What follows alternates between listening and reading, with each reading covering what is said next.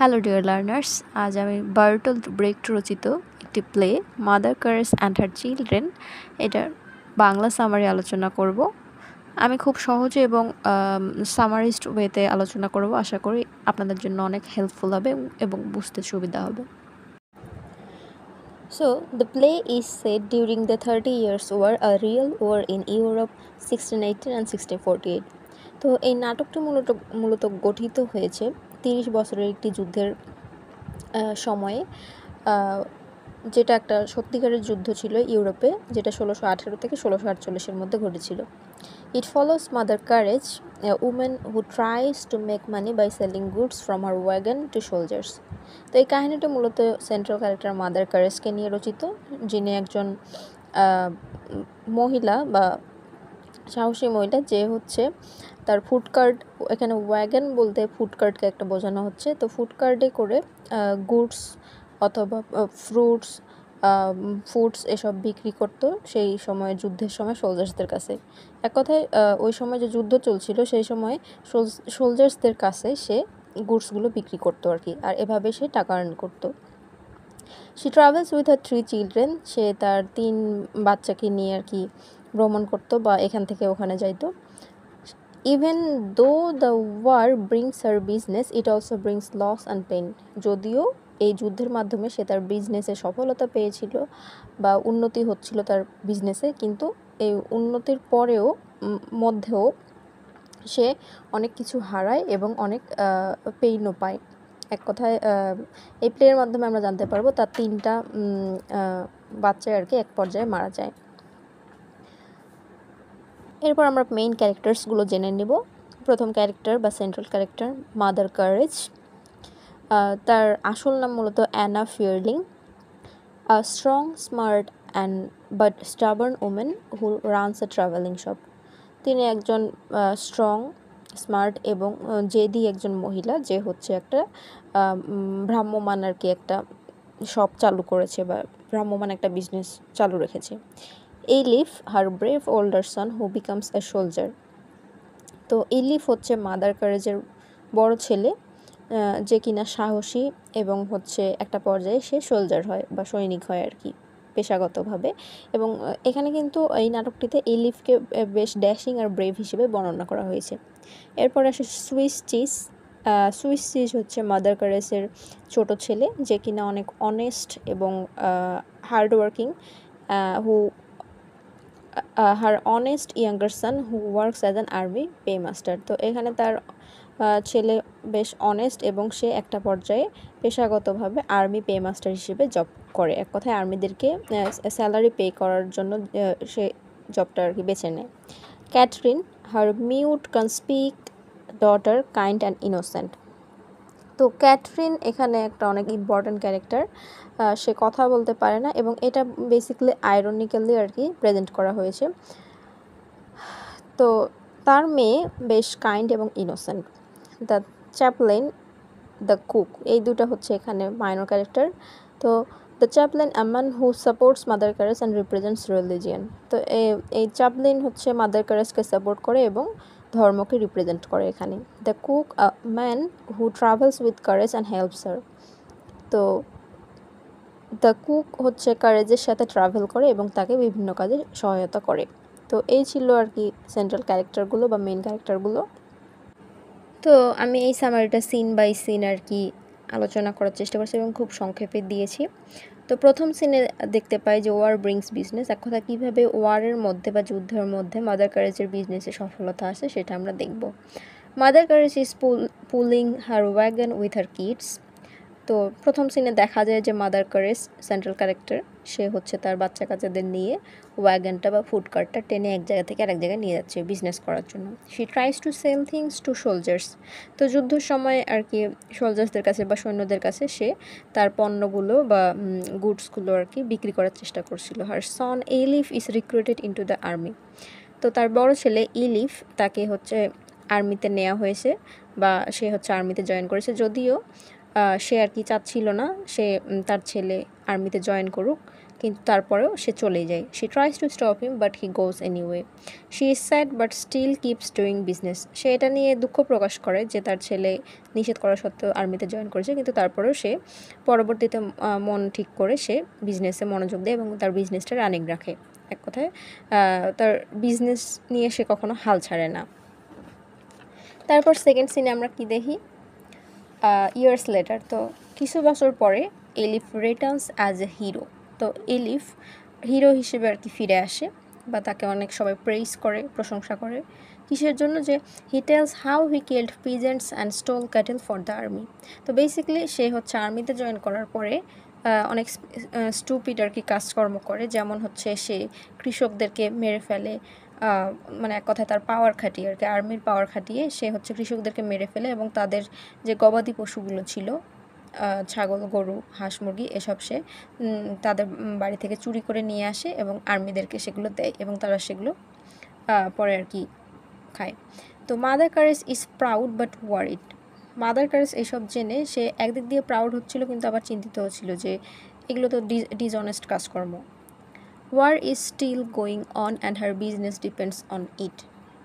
যুদ্ধ তখনও চলতেছিল এবং তার বিজনেসটা মূলত এই যে ওয়াগনের হচ্ছে গুডস বিক্রি করা, এটা মূলত সেই যুদ্ধের উপরেই ডিপেন্ড করছিল। এক কথায় তার হিসেবে যুদ্ধটা ভালো, কারণ যুদ্ধের জন্যই তার বিজনেসটা রানিং হচ্ছে বা আরও এগিয়ে যাচ্ছে। এটা আর কি মাদার কারেজের ভিউতে আর কি বলা হয়েছে। Scene 3, Swiss cheese dies. তো সিন 3তে আমরা দেখতে পাবো যে তার ছোটো ছেলে সুইস চিজ কীভাবে মারা যায়। Swiss Cheese becomes an army paymaster holding money for the army. তো সিন 3তে আমরা দেখতে পাই সুইস চিজ তার ছোটো ছেলে আর্মিতে একটা জব পায় পেমাস্টার হিসেবে। এক কথায় সে হচ্ছে আর্মিদেরকে যে বেতনটা দেওয়া হয় সেটা আর কি দেওয়ার কাজ করতো আর কি সেখানে। The enemy catches him, Mother Courage tries to save him by bargaining but she is too slow. তো শত্রুরা তাকে আর কি, এক কথায় প্রতিপক্ষ তাকে আর কি ধরে ফেলে, সুইস চিজকে সেই কাজ করা অবস্থায় ধরে ফেলে এবং মাদার কারেজ এখানে হচ্ছে তাকে বাঁচানোর চেষ্টা করে যে কোনোভাবে, কিন্তু সে ফেইল হয়ে যায় এবং একটা পর্যায়ে সুইস চিজকে তারা মেরে ফেলে। এখানে মেরে ফেলে বলতে একটা ছোট কাহিনী আছে যে প্রতিপক্ষরা যখন আর কি সুইস চিজকে মারতে চাচ্ছিল তখন হচ্ছে তারা তার মাদার কারেজের কাছে কিছু টাকা দাবি করে যে এই টাকাটা দিলে তারা তাকে ছেড়ে দিবে, কিন্তু মাদার কারেজের কাছে সেই সামর্থ্যটা তখন ছিল না যে এতগুলো টাকা সে হচ্ছে দিয়ে তার ছেলে জীবন বাঁচাবে। যদিও একটা ওয়ে ছিল, সেটা হচ্ছে তার ফুড কার্টটা বা ওয়াগনটা বিক্রি করলে হয়তো বা সেই টাকাটা আসতো, কিন্তু সে ভাবতেছিল যে এই ওয়াগনটা যদি বিক্রি করে তাহলে সে চলবে কিভাবে। একমাত্র তার বিজনেসের কথা চিন্তা করে সে আর কি তার ছেলের জীবন আর কি যে বাঁচাবে এটাতেও আর কি সে দ্বিধাদ্বন্দ্বে যায়। তো যাই হোক, একটা পর্যায়ে সুইস চিজকে আর কি প্রতিপক্ষরা আর কি মেরেই ফেলে। হি ইজ এক্সিকিউটেড, তাকে মেরে ফেলা হয় এবং she প্রিটেন্ডস not to know him so she can stay alive. এবং যখন তাকে মেরে ফেলা হলো সে এমন ভান করলো যে সে হচ্ছে সুইস চিজকে চিনে না, যাতে করে সে বেঁচে থাকতে পারে, নাহলে তো তারা তাকেও মেরে ফেলবে। এই ধরনের একটা বিষয় ছিল। তো সিন 4-এ কি দেখা যায়, Kattrin's kindness. Kattrin gives food to a hungry baby even when it's dangerous. তো ক্যাথরিন যে ইনোসেন্ট এবং কাইন্ড সেটার প্রমাণ এখানে পাওয়া যায়। সে হচ্ছে সেই যুদ্ধ চলাকালীনই একটা ক্ষুধার্ত বাচ্চাকে খাবার দেয়, যদিও ওই সময়টা আর কি অনেক ডেঞ্জারাস ছিল। This shows how kind and selfless she is. এবং এটার মাধ্যমে প্রমাণ পাওয়া যায় সে কতটা নিঃস্বার্থ এবং দয়ালু। But the world around her is cruel and full of war. কিন্তু তার চারপাশের পৃথিবীটা অনেক ক্রুয়েল, হিংস্র এবং যুদ্ধে পরিপূর্ণ। তো এই পর্যন্ত যতটুকু জানতে পারলাম যে মাদার কারেজ অলরেডি তার 2টা সন্তানকে হারিয়ে ফেলেছে। তার বড় ছেলে এলিফ, সেও মারা গেছে। এলিফ নেক্সট সিনগুলোতে আর কি দেখবো সে মারা যাবে, এবং তার ছোট ছেলে সুইস চিজ সে আর কি প্রথমে মারা যায় প্রতিপক্ষদের হাতে। এরপরের সিন 5 থেকে 7, struggles and losses. The war continues, Courage loses more money and things get harder. যুদ্ধ চলমান ছিল এবং এর মধ্যেই মাদার কারেজ অনেক টাকা পয়সা লস করে ফেলে এবং তার জীবনবাহিকা আরও একটু কঠিন হয়ে যাচ্ছিল। The cook wants to settle down with her but he doesn't want Catherine to come. Courage refuses to leave her daughter behind. তো একটা পর্যায়ে কুক, মাইনর ক্যারেক্টার বলছিলাম যাকে, বা হচ্ছে মাদার ক্যারেজের ফ্রেন্ড বা হচ্ছে কম্প্যানিয়ন বলা যায়, সে হচ্ছে মাদার ক্যারেজের সাথে সেটেল ডাউন করতে চায়, এক কথা তার সাথে হচ্ছে আলাদাভাবে থাকতে চায় এবং বিজনেস শুরু করতে চায়, কিন্তু সে চায় না যে ক্যাথরিন তাদের সাথে আসুক, মাদার ক্যারেজের সাথে আসুক। তো এই বিষয়টা মাদার ক্যারেজ যখন জানে তখন সে হচ্ছে তার এই প্রপোজালটা রিফিউজ করে দেয়। সে বলে যে সে তার মেয়েকে আর কি ছেড়ে আসতে পারবে না। সিন 8-এ কি দেখা যায়? Eilif is killed. Eilif is executed because during a peacetime he acted like it was still war. He killed peasants again. তো সিন 8-এ আমরা কি দেখতে পাই যে এলিফকে মারা হয়েছে। কারণ কি? সে হচ্ছে যখন যুদ্ধ ছিল না, পিস টাইমে সব কিছু শান্তিপূর্ণ ছিল, সে তখনও আর কি এমন ভান করছিল যে এখনও যুদ্ধ চলছে, এবং সে আরও কিছু কৃষককে এবং গবাদি পশুকে মেরে ফেলে, যার কারণে তাকে মৃত্যুদণ্ড দেওয়া হয়। Courage doesn't even know how he is dead and when she is কোয়েশ্চেন্ড about him. তো কারেজকে যখন এই বিষয়ে জিজ্ঞেস করা হয়, তার ছেলের বিষয়ে, বড় ছেলের বিষয়ে, সে তখন বলে যে সে এটা সম্বন্ধে জানেও না, যে সে মারা গেছে। Scene 9-10 Kattrin's sacrifice. তো তার আগে বলি যে কারেজ যখন এলিফের আর কি মৃত্যুর খবরও জানতে পারে, সে কিন্তু তখনও আর কি ইমোশনলেস হিসেবে কাজ করে। মানে তার কাছে তার বিজনেসটাই বড়। তার যে ছেলে, বড় ছেলে বা ছোট ছেলে মারা গেল, এটা নিয়ে তার কোনো মাথা ব্যথা নেই। হ্যাঁ, সাময়িকভাবে দুঃখ প্রকাশ করে, কিন্তু সে হচ্ছে তার বিজনেস রান করতেই থাকে। তার কথা, তার জীবনটাকে তো চালাতে হবে। তো next scenes, the scene 9 and 10 Kattrin's sacrifice. তো ক্যাথরিনের স্যাক্রিফাইস আমরা এই সিনে দেখতে পাবো। Kattrin climbs up to a rooftop and beats a drum to warn a town that soldiers are coming to attack. তো সিন 19 আমরা দেখতে পাই যে প্রতিপক্ষ বাহিনীর আর কি একটা গ্রাম, তারা যেই গ্রামে থাকতো সেই গ্রামে আর কি ঢুকছিল আর কি ওই গ্রামে অ্যাটাক করার জন্য। তো এই বিষয়টা ক্যাথরিন দেখতে পায়, ও একাই বুঝতে পারে, কিন্তু যেহেতু ও হচ্ছে কথা বলতে পারে না, সেহেতু ও তো ডাকতে পারতেছিল না। তো সে তখন কি করে, ছাদে উঠে, এবং ছাদে উঠে একটা ড্রামে বিট করতে থাকবে বা ড্রাম বাজাতে থাকে, যেটা আর কি তার সাইন ল্যাঙ্গুয়েজ হিসেবে কাজ করে, যে কোনো ডেঞ্জার আর কি আসতে চলেছে। তো পুরো শহরটাকে আর কি ওয়ার্ন করার জন্য বা হচ্ছে সংকেত পাঠানোর জন্য সে হচ্ছে ড্রাম বাজাতে শুরু করে। এটা আর কি বোঝাতে চায় যে সোলজার্সরা আসতেছে তাদেরকে অ্যাটাক করতে। She saves many people but soldiers shoot and kill her. সেভাবে অনেকগুলো মানুষের জীবন বাঁচায়, কিন্তু একটা পর্যায়ে সেই প্রতিপক্ষ সোলজার্সরা তাকে শ্যুট করে এবং মেরে ফেলে। Courage finds her daughters body and is heart broken. তো মাদার কারেজ এবার তার তৃতীয় সন্তান ক্যাথরিন, তার হচ্ছে ডেড বডিটা খুঁজে পায় এবং সে অনেক দুঃখ প্রকাশ করে। যদিও একটা পর্যায়ে সে আবারও সেই দুঃখটা ভুলে গিয়ে তার লাইফে আগানোর চেষ্টা করে। Final scene, Courage carries on.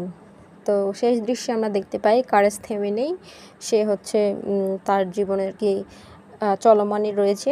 Even after losing all her children, Mother Courage keeps pulling her wagon.